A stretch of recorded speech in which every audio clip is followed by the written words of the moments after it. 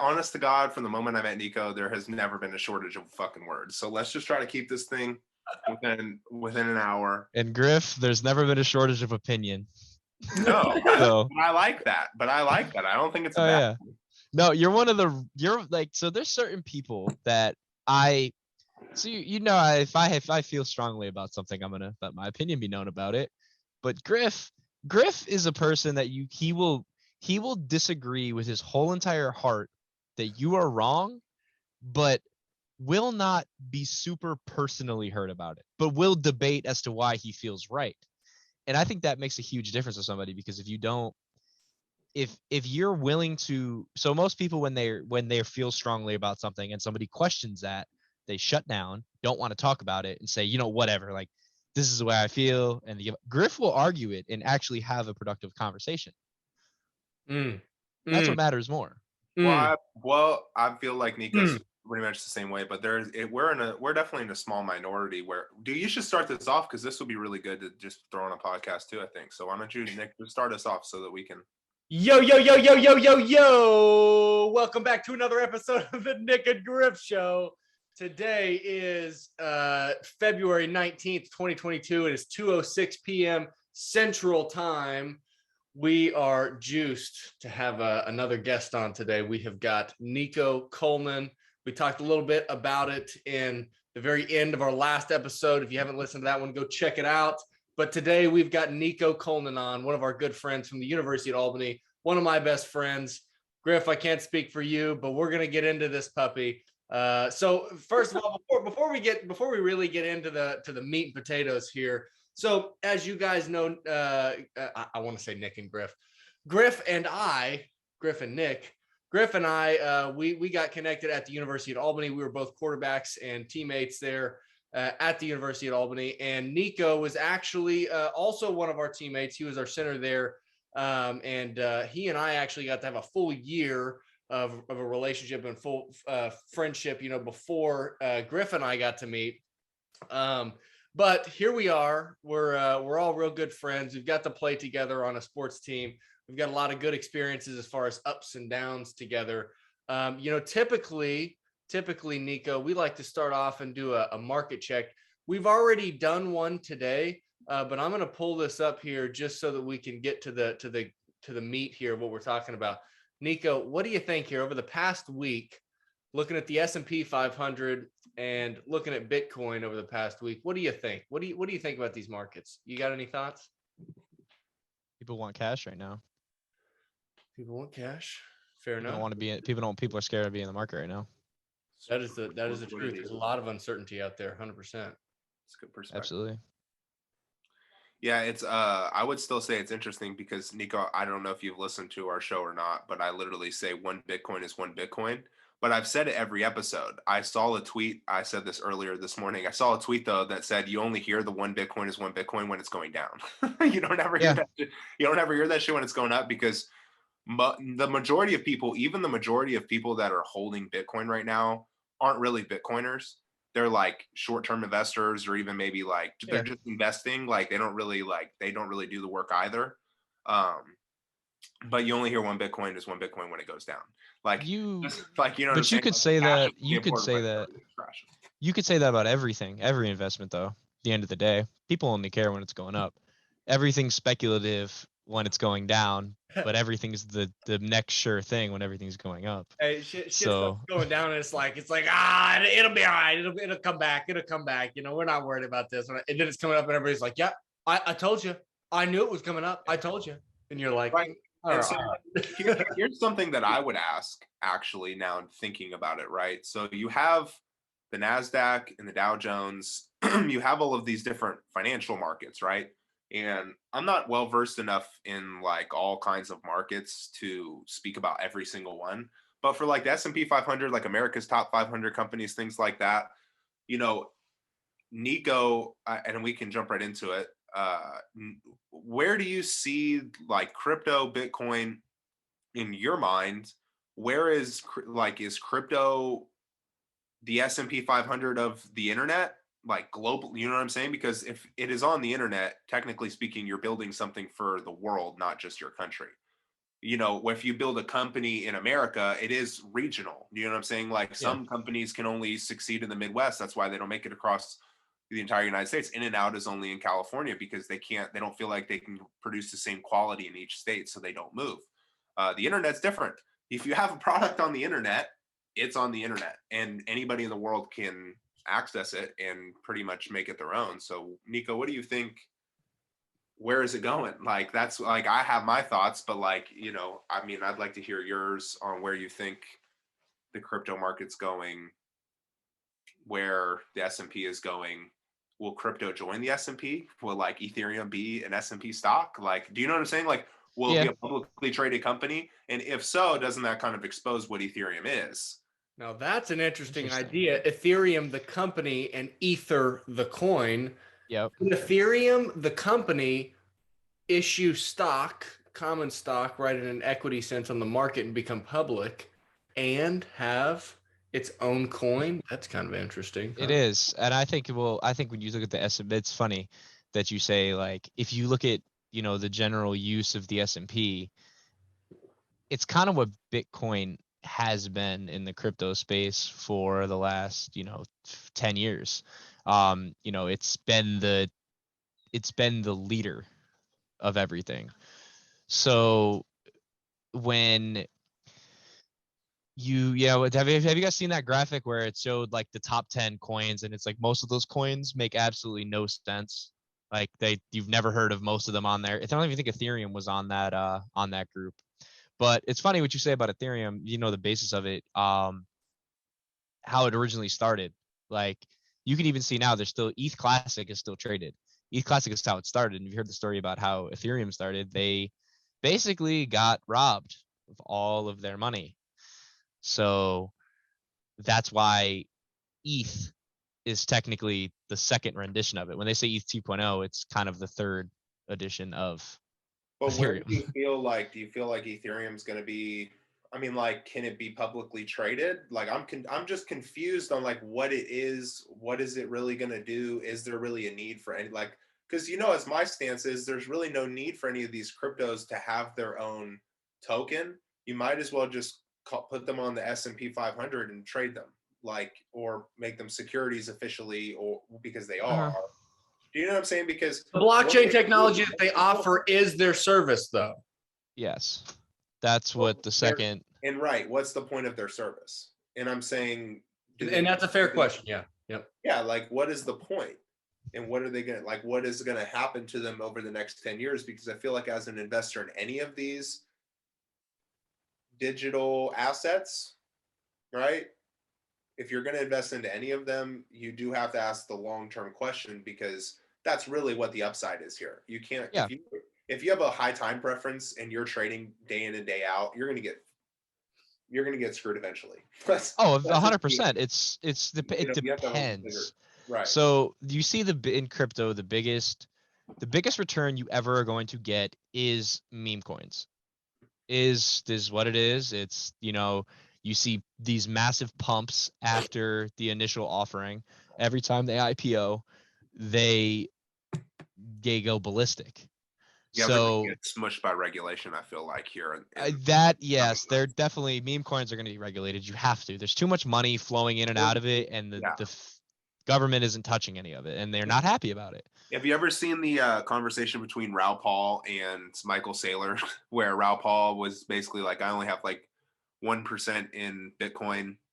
Then Saylor's like, what's wrong with you, basically? And he was like, well, like Ethereum, like I have more Ethereum. And what happens when Ethereum, it's going to 50x compared to Bitcoin's 10x or something like that? It's just the end of the day, it's not you're not getting legal the return. What's going on, like when you're just trading to have somebody buy in. That's what Saylor said. Saylor was like, we're all trading like securities.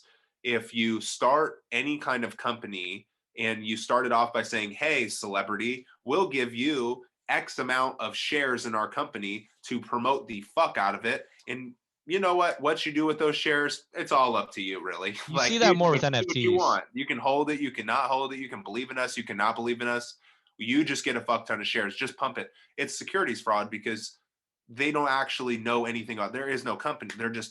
It is a Ponzi scheme. Whereas, because it's a token, and whereas Bitcoin is a coin, I feel like if anything is a token like Ethereum or anything that had like one of those crazy pre-mines, you just don't have opportunity. I don't even feel like they'll have the opportunity to survive. I feel like they're going to all go down to zero because of regulation alone. I just think There's that, but viable.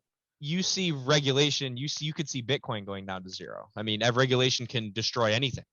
Right, You've but seen that a Bitcoin's million already times. legal tender in 2 countries and widely accepted by even a Oh yeah, I agree. like But Russia. So it's already crossed the barrier, whereas no other currency is done. No other digital asset has crossed the barrier like Bitcoin. As Ethereum's no, I agree. close, I guess, but not really. Like Ethereum's a totally different concept. Yes, ETH is a currency. Yes, agree. But Nick, is it? Nick, what you doing?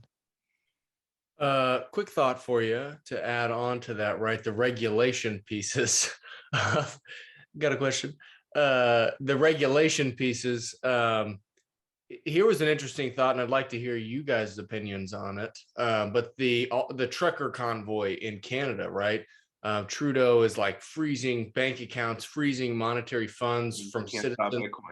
I mean, dude, that shit is crazy. Can we pause that thought? Can we pause that thought before we go there? Can we talk about what Griff was talking about first? Right. Yeah. So right. So when there's two things I want to take about of what you said, Ponzi schemes. So the actual Ponzi scheme per definition is going to be DeFi, like Time Wonderland and all of those kind of. Those are actually Ponzi schemes. So yes, you can make money off of them, but those go to zero. Like Snowdog, I think got completely rug pulled. And I think when you talk about celebrities pumping things, I think that's more in the NFT space.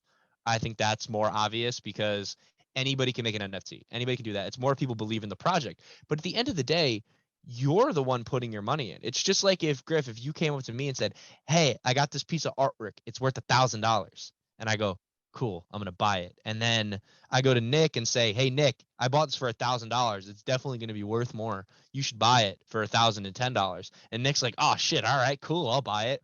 You can't blame people for that. That's your shitty investing. At the end of the day, it's your fault. It's malinvestment because there was money printed in the last 2 years that gave people a bunch of money to put into these markets. Yeah. And let me put it to you this way: it's a lot of this is going on. Okay, Nick and I, we buy token X. Okay, so token X is like Ethereum, and then we participate in staking token X for token Y to get 10 times the amount in token Y than token X, and then to go as even further, you stake token Y into token Z. Token Z, you get 100x of this but that is a Ponzi scheme, and that at the end of the day, you're not buying anything. It's creative tokenomics for a lot of these. And that's everyone why wants to separate themselves. 100%. Don't get me wrong. I don't think it's 100%. I just think anything that can't turn into like an S&P 500, like a company, anything that cannot turn into a real company outside of Bitcoin doesn't have a future. And if they can't turn into a company, it's because they know they're not producing anything important. And in this example, you have Ethereum. Then with Ethereum, you have gaming tokens, you have tokens to like buy a whole bunch of bullshit. And then on top of like the mana and like those kind of tokens you can build on Ethereum, you have NFTs. And NFTs are like token Z because you are just throwing your money in a picture of a goddamn monkey. For what? Because you know that this ecosystem of Ethereum, it's hard to even pull your money. I mean, like you're just in it. Like you are. Not right now. Not right now. The I don't even know how to pronounce it. The GUI is low now. You can the network, the unit of okay, right, but it's low right now, so you can pull it out. But so talking about what I'm saying, like how I agree. Going to survive if the basis of them is basically laundering money. Within laundering money, it's like the 2008 housing crash. It's like okay, you have these like AAA homes. You know that scene with they think it's Michael Berry. He's like it's like a Jenga game where they have like the good security, like the good mortgages, the good rents, where it's like they have good credit scores. Then you have like they better hold on to their job. We still give them a house though, like credit scores, because 30-year mortgages came around in 1971. So 2008 was just the culmination of a lot of people who should not have owned homes that were being lent homes by these banks, big corporations, right? And then you have the fucking shitty ones. at the bottom that are basically holding up the economy, where you fucking mortgaged out and leased out homes to people who had 500 credit scores, who had no business owning a home, no real income. You weren't even asking for income statements back then. And as soon as he like pulled like 3 of the ones on the bottom, boom, they started to blow up. And I feel like that's going to be very true of what happens to Ethereum. It's going to be people own these NFTs for 12 million USD or like 8,000 Ethereum, right? Like a picture of a blue monkey. And as soon as that person gets screwed, as soon as that gets regulated, as soon as that shitty bottom one keeps getting pulled out, there's going to be more pulled out. And then it's just going to go whoom, right down. Not that Ethereum never had usefulness, Nico, more that it's not a real company. Like their transaction speed and smart contracts will get put onto a different network, or it'll get outcompeted against something that's less of a Ponzi scheme in the future and more. No, and I think that's what Ethereum is unique in different senses, but it has a different use case, and this is where it comes to NFTs.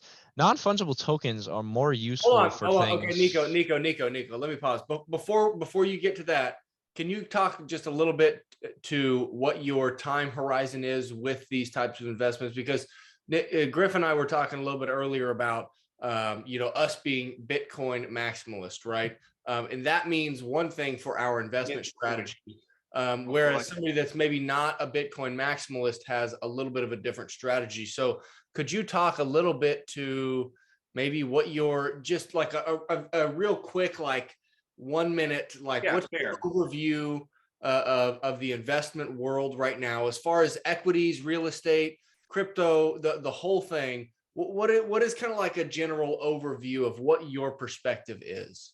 Right. And just to tack on to that, having the conversation that we just had, you can tie it into, okay, so if you know Ethereum is this, and if you invest in Ethereum, if you answer next question and there's a percentage or something, how you invest in Ethereum, how do you view it? Because you know that, a lot of its utility is being phased out over time with Bitcoin. Yep. You know that it would struggle. Based on the conversation we just had, I think you would agree that a lot of these current cryptos would struggle becoming actual public companies. So what's your time horizon? What's your time preference with some of those investments versus Bitcoin, where Bitcoin, we said this earlier, as Bitcoiners, you have to have a very, believe, low time preference, right? Like you have to really see this thing 10, 15, 20 years, be okay, being a renter, not really like, just like putting your money in what you really think is going to be the future. So just kind of like, if you can tie that into your answer. Okay. Well, the way I look at it right now, I think that we'll talk about so I diversify everything. I have the highest percentage in Bitcoin because it's the most stable. But my percentages that I want to put into, I want to be as diversified as possible with all investments. And I think that my coach from high school, actually, who taught me a lot about, he originally got me interested in real estate investing, computers, guy by the name of Tom Casey. He got me into most of these things. And he actually said a great thing to me the other day, is that he looks at investments like a 4-legged chair. If one does terrible, the chair can still stand. And that's the way I look at investing, is having the most legs possible so that if one does fail, I can still not be completely destroyed. I don't believe in putting all of my, eggs in one basket per se. I never did. I've never been that person where I put everything into one thing and, if this fails, well, I'm screwed. I agree. I agree. So I think that's, what I like. That's what I personally like. But it's okay. No, I know. But that's good if you believe in something. If you less on the side of I do the philosophy of diversification, and that is a really cool. I believe 4 legs is probably enough.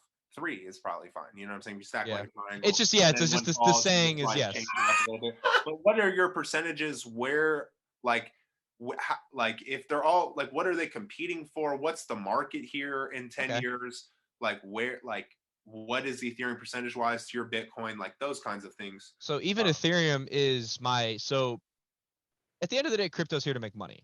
My highest investment I have right now is in the Cherry network, which is another layer 1 currency. And I'm there to see it out because I had a 5x investment in it that's gone back down to nothing. So I'm back to where I started because the hype for it went down. It's going to go back up. It's going to go back down. It's going to go back up. But layer 1 projects like Ethereum and ones that I'm all for the way in crypto. It's the new shiny thing, and it's what the opinion of it is. It doesn't matter how useful it is right now. Utility is very important for the long run, which is why I like Chainlink. Utility is extremely important, but at the end of the day, it's just it's the opinion that everybody has about something. Because Ethereum is, yes, it's becoming clunky, and it's too expensive to run a lot of these transaction and gas fees. Where Solana has other takeaways, and then that's another layer one, and then you have Avalanche, and they all have their different utilities. Where Ethereum's great for developers. It's very very unique in that sense, because the language is very similar to languages that most programmers are used to. It's a good object oriented language. And then you have Solana, which is also very good, but Solana is not too good to developers in the sense. And then AVAX has its own, his positives. But I like Cherry because it kind of takes away from all of those. And again, if it's a new shiny thing, people are gonna like it. And there's not a new layer ones that are trying to break into the market. And if you get it right, you're a millionaire. If you're not, then it sucks, but you just lost money. But you look at Solana, Solana was pretty low for a while until it got a bunch of hype. And then NFTs became more useful, and people really like NFTs. But this is where I go into the second part of it. NFTs are extremely important. The blockchain for this aspect is the single most important thing to me, because you can literally use an NFT for anything. And by anything, I mean literally anything. And you know how I feel about that. We've spoken about this prior, but an NFT can be used for any sense of ownership. You're muted, sir. But an NFT can be used for any smooth. But an NFT Hold can be on. used for I literally just have to anything. ask, because you're talking about a lot of these coins. I'm saying, what's your time preference with these coins? Because what happens when, just like now with the Lightning Network with Bitcoin, a lot of global payment systems with low transaction fees that had quote unquote utility Yep. not that long ago, quite honestly, have no utility anymore. I sent Nick a video earlier. The Lightning Network settles transactions at the fastest rate for the lowest fees. You can also send it down to the layer one of Bitcoin for nothing. And it's just built on Bitcoin because it's accepted by the developers because of how it all worked out. So what do you think about, there are smart contracts being built on Bitcoin right now. Like, it's being learned. And I know you think, and we've had this kind of discussion before, it's partly about the coding, right? Like, Bitcoin is not coded in the language that's universally like accepted right now. Like, it's coded in a language that's more difficult. And I need to study up on that. I actually was just in Barnes and Noble earlier, and I saw a C++ handbook, and I will say, do not buy oh any my book. God, I need to grab this shit. Do not buy a book. Do No, not buy I a know. book in software I'm more engineering. of a video learner, but Well, you know it what I'm doesn't saying? matter. Like, Well, you're speaking books. on a lot of these tokens. It's like, dude, so how long until you think they're fucking flatlined? Like, I personally have invested in my, this is a funny story. The last altcoin I bought, and I told my cousin, who I talk about, my cousin Austin, I told him, this is the last one I'll buy, because I don't really believe in them unless I really feel very strongly that Bitcoin's going to go way up. It will bring some of these shit coins along with them, and it's a very easy way to make a quick, it's very liquid.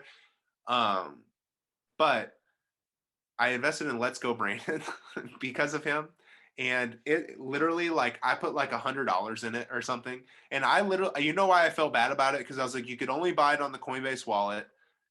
It doesn't really have that much hype around it. It's a clear fucking pump and dump. But he invested some money into it, and I invested a little bit into it because I was like, I'll ride with you, like, whatever, you know. And it's important to know who you're riding with. Like, when me and Nick talk about Bitcoin, I'm riding this. I do not care. It's not about the price of the coin. It's about its purchasing power over time.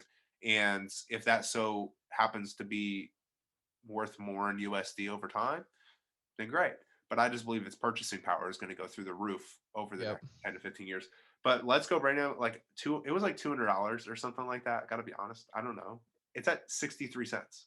So where do you think at some point, you know, where did the cookie crumble with Solana, Ethereum, Well, that's it. So Cardano, like whatever, that's a XRP deeper when it gets question. securities? That's a deeper question than it goes because of math, coding, essentially. right? Not only the coding, but math, liquidity pools. What Well, yeah. they can keep, projects alive for a while with a liquidity pool. And I think those are things that you need to look into before you do purchase a project. Is what is the liquidity of it?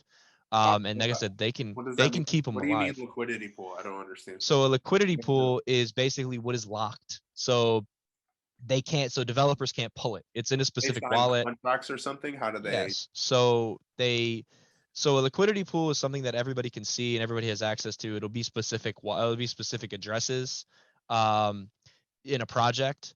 So like if you had liquidity so this happens, like if you chances How long are do you typically sign those contracts for? Like you can't. it depends. It depends. Sometimes some of them do it for months, some of them do it for years. Depends.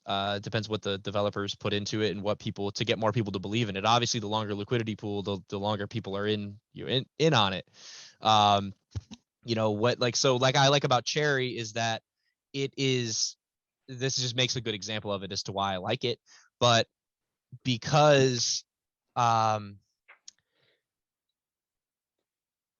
just blanked completely. But let me ask you this. Let me ask you this question. What do you think on a more macro scale, on this a is what this is what I'm level, before you get into all the details and because we could talk about details of this coin and that coin and Bitcoin, this attribute and that attribute. What do you see as the end game for anything crypto? Anything that's included in the word crypto, because we know that umbrella term is crypto, right? Can we all agree that the umbrella term for Bitcoin and all these other altcoins is crypto? Like they're all kind of included in that. NFTs, the whole thing, right?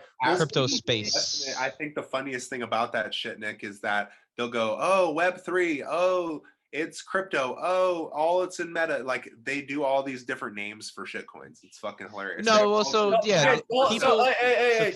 Can I finish my thought? Let me finish my thought. So what you're going into is what I'm going to explain and why I like certain things. So the end game for all of it is, yes, Web3. When people like to use buzzwords. Buzzwords are cool. Buzzwords get views. Buzzwords get people to talk about things. So meta, crypto, DAO, DeFi. People like to use these words because it makes people happy, I guess. I don't know. But at the end, so going back to what I was saying before about liquidity pools, the reason I like Cherry is because it's a DAO at its core. They have liquidity pools set aside for investments. They want the community to say, where do you want this money to go? And that's the venture capital firm. It's part of it. So it's a lot of things in one, and that's why I like it. So not only that, so not only does it have venture capital with like seedling and a bunch of things like that, they let the community invest their money. So say they have a good project and there's a good decentralized application. The community can say, all right, let's put 2 mil into that. We like that. Community likes that. What, for example, what? What have they? I think they just came out with. Runs, right? This is how. So partially, yes. Yes, essentially. So this is what usual layer 1 protocols do, but that's a little unique that they let the community decide where they want the money to be invested into. How does an investor make more money? The price of the token. So the price of the token. Price of the token go up. It only goes up if somebody buys more of it, right? Like, so why does it matter that they can? Because they have to create so then you create an ecosystem that requires that. The whole point is building out the ecosystem. Like the reason why Ethereum becomes more valuable. Like this is the same issue with Bitcoin, right? I mean, Bitcoin has not hit mass adoption yet, and it would hit mass adoption if there were much more on-ramps and off-ramps to the interstate highway that is Bitcoin, right? If we can't buy our groceries and our gas and all of our regular expenses with Bitcoin, it makes it difficult to use Bitcoin as a medium. But Bitcoin is so think about it this way. So the reason why I like that one specifically is the same way I like a lot of layer 1s is because you need to buy into so Bitcoin's incubator is the world. So it makes it more sustainable, where the ecosystems that are created in ETH, Solana, AVAX, Cherry, and the X amount of other layer 1 cryptocurrencies is the ecosystem. Bitcoin's ecosystem is the world. That's what makes it useful, because the ecosystem. What world are these other ones? They're trying to create their own niche environments. So But where? Like, I understand what you're that's saying. that's what you're missing about what you're missing about Web3. In 10 years, where is Cherry's ecosystem going to be? What is its ecosystem going to be? What is its network? Because that's what me and Nick talked about this earlier. You can judge Bitcoin by the price of it, and like USD all you want and it will be forever. I mean, that's what it's going to be measured against, even though the dollar's inflating rapidly. It's like, so who really cares what the dollar means anymore? It's more about purchasing power, right? But when you buy Bitcoin, you are in a sense joining a network or an ecosystem for sure. 100%. And it is the world, but I will say most people don't even own their actual Bitcoin. Most people don't even own their own Bitcoin. And that's an issue. They should own their Bitcoin. Exchanges are losing coin pretty rapidly, actually, right now. 100%. Starting on Fox News, just like last night, there was I don't know who the name of them was, but a Bitcoiner was on there talking about how you just private custody your keys. But what I'm saying about the Cherry ecosystem or the Cherry network, right, and what you're essentially buying into, because even $1 is a Ponzi scheme. If everybody decides they want gold, gold's a Ponzi scheme because somebody originally found it and made it. You know what I'm saying? So at the end of the day, yes, there's a lot. But no, the only real Ponzi scheme in DeFi in crypto is DeFi. That's it. The only actual Ponzi scheme. I just think if you have Ethereum and then Ethereum there's mana on the Ethereum network, that is. Fuck that. That is not long-term stable. It's just not. But there's other spaces. There's video games, there's networks. So Web3 is all about at the end of the day, you're making money our Starbucks. Well, let me explain it. It's gonna be Starbucks points. Basically, you get your Starbucks points. Yes. I love it. Y'all two both. Both of y'all two. You get stuff going, and then one of y'all's like, well, look. Fuck this. This is how it is. This is how it is. That just is what it is. Don't you mute me? But no, it's that people eat that up. It's rewards. At the end of the day, you get something out of what you put into it. And that's what people want. Because people want to play video games and get something. Now. You play video games. Nick doesn't. So you understand more than anything. Wouldn't you want to go play COD and, if you get a Warzone win, you get rewarded with some form of currency, which entices you to play more. This is the same concept that goes for everything. All right. You're what enticed do we want to incentivize people to do? Do we want to incentivize? Well, incentives are extremely important. That's a really good topic that he's bringing up. Incentives. This moves me into crypto gaming. So this goes into crypto gaming and how people can get something out of it. But this is what I'm saying, where crypto, yes, people use a lot of buzzwords to just, because everybody wants a platform, everybody wants more people to listen to their things. But crypto gaming is another part of, because it's already has an ecosystem. So people it's always had its own ecosystem. Like RuneScape, people have been buying and selling with USD RuneScape tokens. People have been doing this forever. So it's not a new concept. It's just becoming more adopted. Bitcoin is not a new concept, the concept of this digital currency, but as I said, the incubator that it has is for the world to use it. Rather Ethereum. But what you're missing there is that it being permissionless, also having no central authority whatsoever other than mining power. That's different than every other thing you're talking about. Well, I'm saying a lot of people don't own their Bitcoin. The whole building an ecosystem, even if it's built into gaming, although I do think gaming tokens are interesting, just like I think stable coins are interesting, I guess, to a point. But the problem with money is, and has been for the last about 100 years, that's how long the United States dollar's been the strongest currency. I think it's 100 years now or something like that, getting pretty close.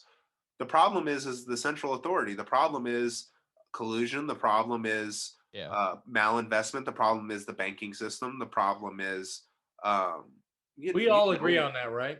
We agree on that. And the problem is that no matter what ecosystem, I think we agree on that. At the end of the day, the dollar is We agree.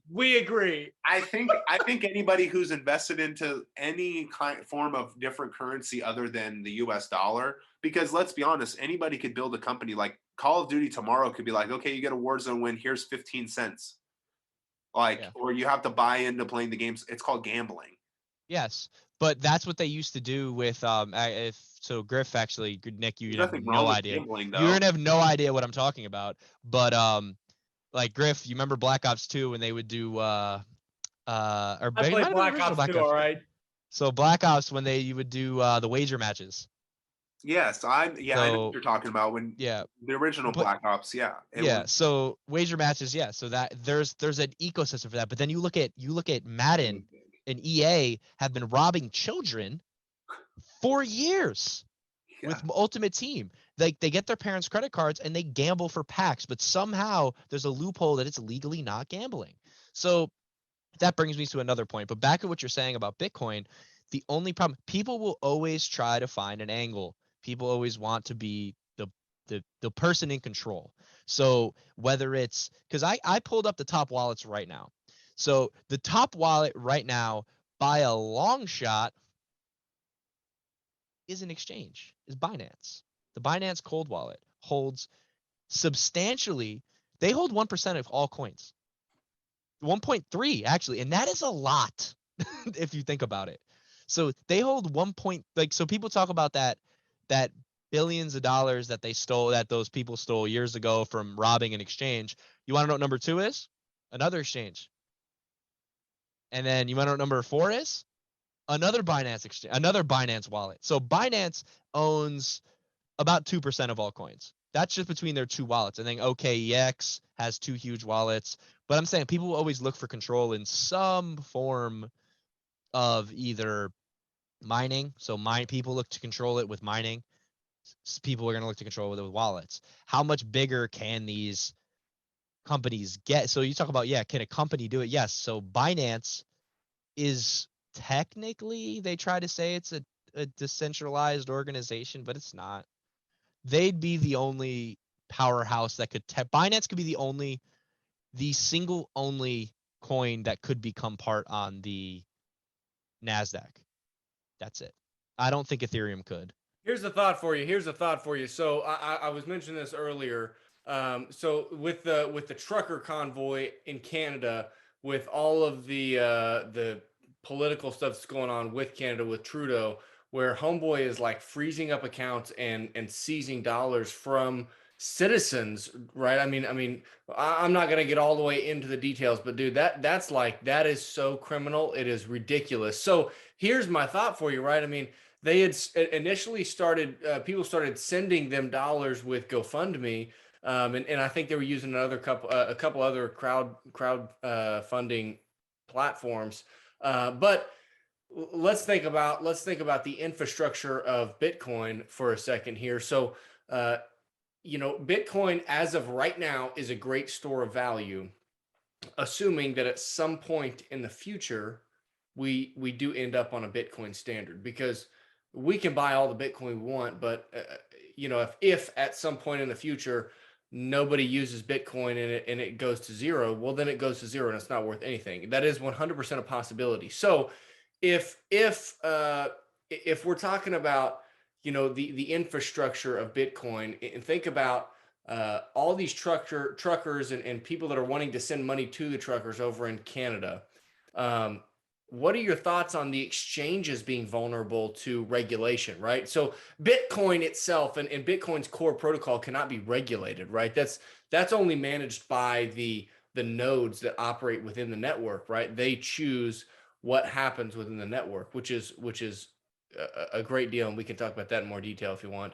But here was one vulnerable piece that I saw with that piece. And the element that you were talking about, the case you were talking about, Niko, where the government seized, what was it, $3.6 billion from the couple that were somehow or another connected with the Bitfinex hack in 2016, right? It seems like the huge issue with Bitcoin right now, one of the huge issues is the exchanges themselves, because hey, everything is decentralized and subject to the Bitcoin protocol as long as it's happening within the network, right? But if it doesn't happen within the network, well, then it's not decentralized at that point. Because right now, here in Tulsa, Oklahoma, I cannot take my Bitcoin that I own and go buy my regular expenses, right? And I'm sure neither can these truckers in Canada. So the question becomes, hey, we've got this wallet set up, and I don't know what all the details are, but we've got this wallet set up, and all these people all over the world are sending money to this wallet through Bitcoin, using Bitcoin. They're sending money here. It's decentralized. Okay, great. We can send it there. There's no regulation to send money and all that stuff. But if any of these people want to use that economic value to go buy some food because we've been at this trucker convoy for however long, and we got to go get some food, or we got to get some gas for our trucks, or whatever whatever the example is, they've got to go through some type of exchange to get dollars or Canadian dollars or wherever it is, whatever the native currency is to that area. They've got to go through some exchange to get the economic value out that they can then utilize in their regular expenses. So I think ways around. There's ways around that, though. There's ways around other than an exchange. Is there? Yeah, I mean, well, I'm just speaking to like gift cards and you can sell it. You can get gift cards. You can like there's other ways to go about it. And at the end of the day, there's exchanges for euros to dollars. Like if you're going to start using a different currency, but the government can regulate those. Is the deal? What if? Well, okay. So let me. All the government has to do is say, "Hey, you have to regulate the exchange Bitcoin for US dollars." Well, let me explain to you about the exchanges. So I have a good point about the exchanges I want to follow into, and is the reason why people are so against it is considering the fact that, so going back to the wallets again, so Bitfinex, and then OKEX and Binance. You know where all of those are located? Take a wild guess. Think of one country. The United States? Absolutely not. Take another guess. I really don't know. I don't pay attention to those ones. Uganda, fucking China. I don't know. China. So they're all located in China. Yeah. So why do you think a lot of people aren't going to buy into that? Is because most people hold their money in exchanges. These exchanges, I think Coinbase is the only United States based, and they're not even like a top. They're I can't even find their wallet. What? Robinhood's the United States, I believe. Yeah, we've seen how that went. They got strong-armed by big corporation. That's every exchange, though. If Binance all of a sudden had, but that's what I'm saying. Bitcoin, they don't have the Bitcoin to support it. It's just like at the end of the day, that's why you shouldn't. Bitcoin isn't meant for exchanges, and I think one of the big things to think about, and like you can look at it right now, Canada tried to stop Bitcoiners from receiving Bitcoin, so they can then go to the exchanges that exchange this Bitcoin for cash, and that's how they make money. And they can be like, hey, don't make money. They can't do that.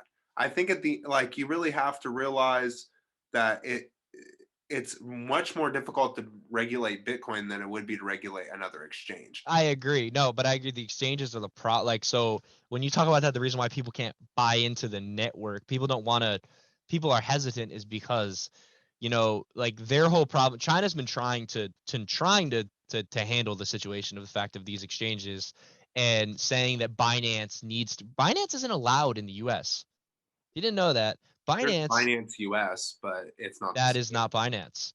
So well, right, it's not the same. You can't do the same stuff, but you can still buy certain tokens. Yes, but you know what you have to do? You have to buy the Binance coin to then have access to the Binance network. So you have to buy Binance US. You have to swap it for a different form of Binance coin to use the Binance network. So that's a way around it. But China has been trying to say, like, they've arrested the OKEX guy like 3 times because they're saying that you guys aren't decentralized.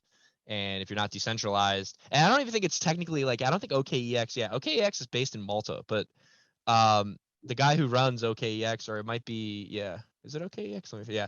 So he is from China, but OKEX is based in Malta. But China's arrested him multiple times because they're like, hey, so you're not decentralized. This is a problem. I feel So like that's what gets a lot of this stuff they so don't want confused for they so many don't people. want Too many people these are way too people. confused into a lot of this because even after we've gone at length about we've talked about a lot of different networks now, and we're talking about its relationship to the end game for the people that are mainly in a lot of these things is to me to make more USD at the end of the day, right? Like to increase their Yeah. purchasing power in their real life. Nobody really plans to actually hold a lot of these things for 20, 30, 40 years. Yep.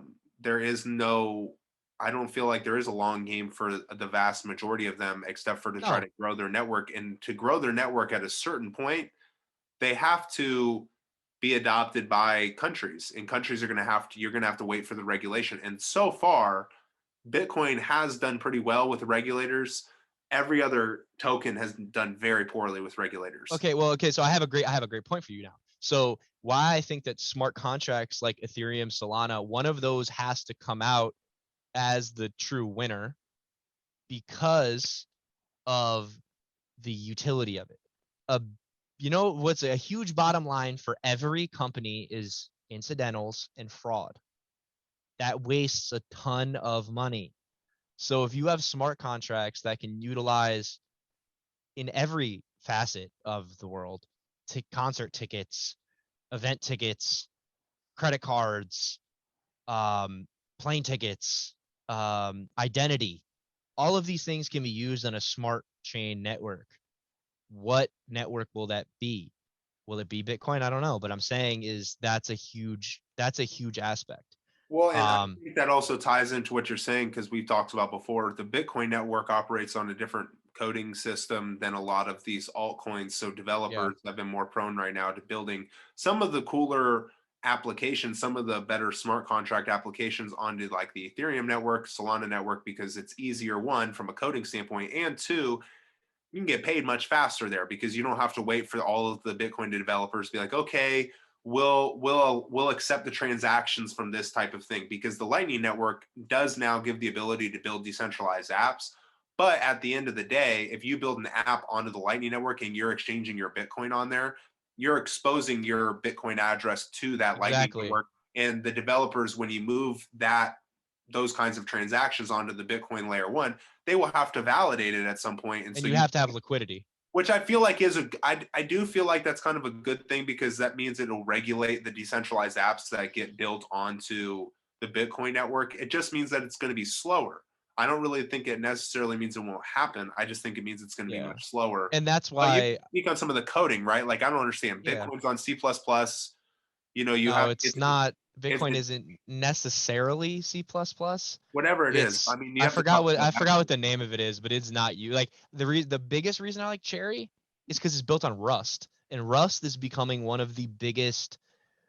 Like that's like when like people say like what's the program language I should learn, most people give your typical Python, Java, JavaScript, yada yada yada. Those are your main three you're going to use a lot. But Rust is becoming widely used, and that's why I like that, because Cherry's built on Rust. Like these are the reasons why I like that, and that's where I have my biggest amount of money, because at the end of the day, I'm not putting money into that to get a 5% return. I'm not trying to get a 2-3x.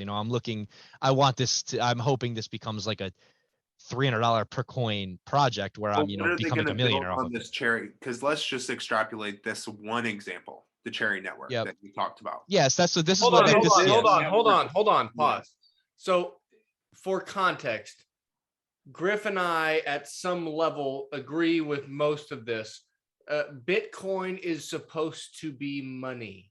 Bitcoin is money. Long term, the idea is that Bitcoin is what we use to store our economic value. It's what we use to exchange back and forth for everyday transactions, for larger transactions. That for me is my core belief in Bitcoin, and that is why I believe in Bitcoin for the future. And Bitcoin is the only crypto, if you want to use the larger term, that has the properties that it has. Yes. Well, no. Well, no. Technically, hold on. In tandem with the network that it has, right? Because you can copy the code, but the code is not the network. No. And so you can make something else that's similar to Bitcoin or the exact same, but the Bitcoin code is not the Bitcoin network.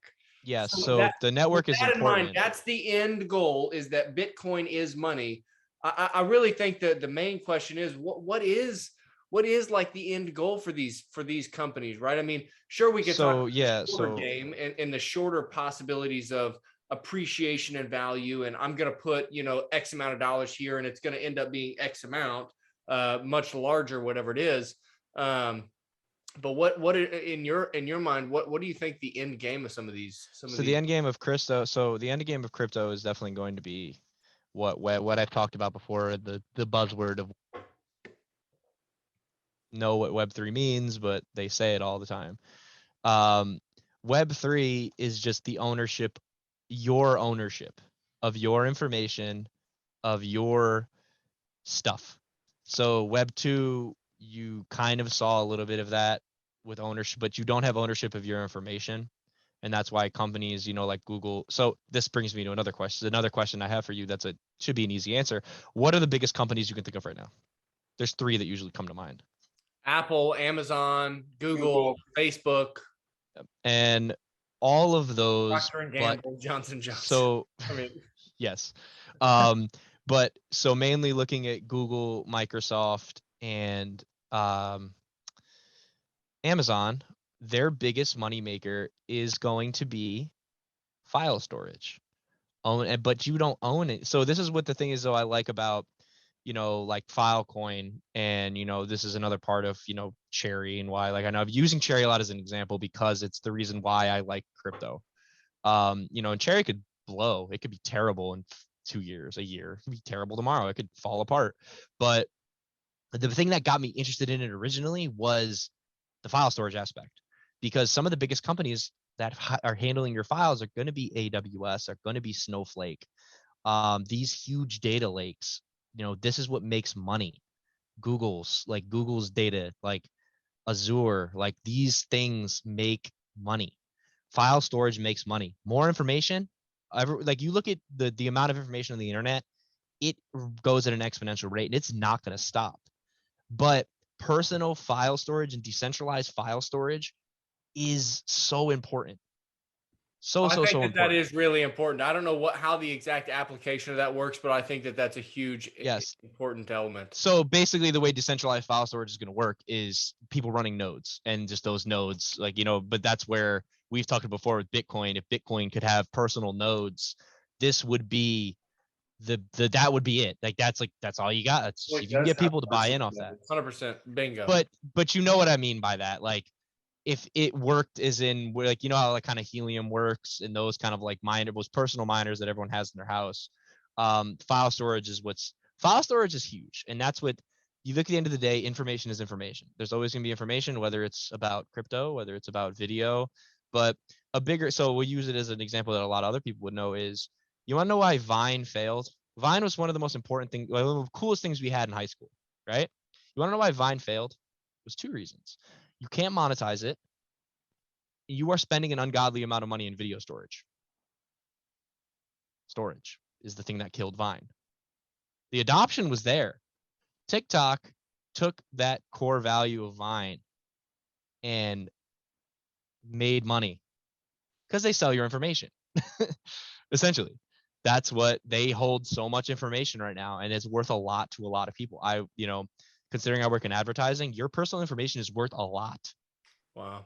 Not you specifically, but as a whole. But not you specifically, but your information. Yes, but your information is important. But you, so, and I used to always think that, you can't figure out who I am based on my information. And then, one of the biggest people I know in the tech industry, he used to work at Google, and they did a hackathon. Essentially, they put on a hackathon, and you used to think you couldn't figure out whose information was whose. People would be like, you couldn't figure out who exactly mine was.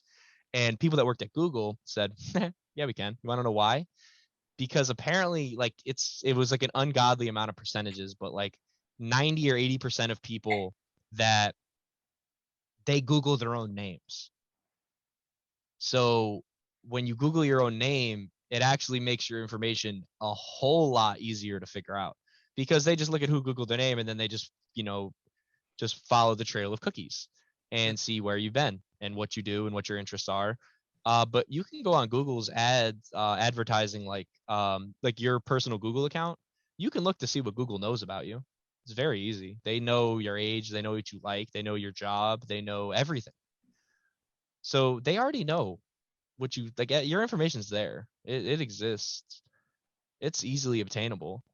But I just am lucky because I thought that it wasn't like you can't find my information, because I work for a company that's so privacy centric and they want your information to be safe. But at the end of the day, somebody in theory, and I remember they hounded Mark Zuckerberg about it. Yes, technically they could figure out your information, but the work that would go into that to find your specific information is useless. Information is only worth it when it's in bulk. Is they just need your demographic and they need to figure out what your demographic likes. But they don't care about you. I agree with that. Like a lot of people talk about, oh, they're gonna get our information. They 100% they got it, dog. They have it. They have your information. If you've been on the internet, they got it, dog. They know who you are. They know what your favorite color is. They got it. They got it. They won. They got the information. Yeah, your information's there, dude. It's not like you can't hide from that. Right? Like, but that's where Web3 is important, is because you get more control over your information. Because if I could monetize my advertiser ID, I'm selling the hell out of that. You can take whatever information you want, but that's worth it. And that's where the point is, like, if you get enough people to accept an ecosystem in Web3 where you're rewarded for letting them use your advertising data, that's what you want. Like, your advertising data is what's worth so much. You should see the ungodly amount of money that goes into advertising. The money they spent to get your information on the internet and utilize it to monetize their own company, it's worth a lot of money. Data is worth a lot of money. And that's where Web3 comes in, is you want to own your own data and be part of these ecosystems per se. But Bitcoin is, like I said, if Bitcoin had, some of these other properties that were widely accepted, like Ethereum, yes, Ethereum will have a space, but just like how Microsoft, isn't the best tech company, IBM isn't the best tech company right now. They all were at one point in time, but I look at it like that. There's so much space here. There's so many use cases. There's room for all of them. Will all of them exist in 10 years? No. Just like how there's tons of tech companies that disappeared, don't exist anymore, or got bought out, or got absorbed by, for example, if Bitcoin absorbed if Bitcoin could, like Ethereum can absorb other things because they're a company. At the end of the day, they're technically a company. They have a CEO. Yes, they're considered a DAO and they're considered decentralized, but when they go to ETH 2.0, where you need like $300,000 to essentially be a node, you're making literally the same concept of the US, where you have political influence with money. Political influence is all based off of money. This is correct. You're making the perfect case for proof of work versus proof of stake. Proof of stake sucks ass and it blows. It's never. It can be if it's done properly. Proof of stake is better if it's done correctly. If everybody, no matter what you have, can be part of it, is what's important. Having a specific amount of money shouldn't make you more important. For time's sake, just because we'll have to have Niko back on at some point in time. We will, yeah, we will. It would be wonderful if we all lived in a world where if we all could just agree to have the same amount of money and do the same exact thing and that's communism. Everything equally and be super socialist about it, it would all work out really well. That's communism. It never works. Or it's Marxism. I think that's Marxism is the true definition of it. And I think that's kind of what, Niko put his views out there kind of to wrap this thing up. Nick, I don't know if you have any closing thoughts. I just believe that, maybe, and we'll have to bring Niko on in a couple weeks or soon, because that's what we'll talk about, proof of stake and proof of work with him, because that has its own end game.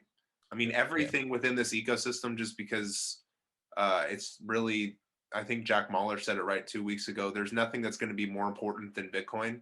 And that means things that are trying to compete or innovate or, grow on top of what Niko kind of considers old tech, I would say is more like Bitcoin is more like the wheel was invented, so you can build more things, Yes. but there's Yes. always the No. wheel. Yes. But Yes. also at the same time, it's a standard. It's like a law. It's a It's like wheel. you know what I'm saying? But we'll Yes. have to No, talk I about it agree. I more. agree. I Nick, agree do you have wholeheartedly any? Do about you have that. any thoughts? Yeah, I think this has been a good episode here. I'm gonna go ahead and wrap this puppy up. I think that we are for sure gonna have Niko on several more times. We always like to mention, hey, if you want to talk, man, we are here on Twitter at Nyc and Griff Show.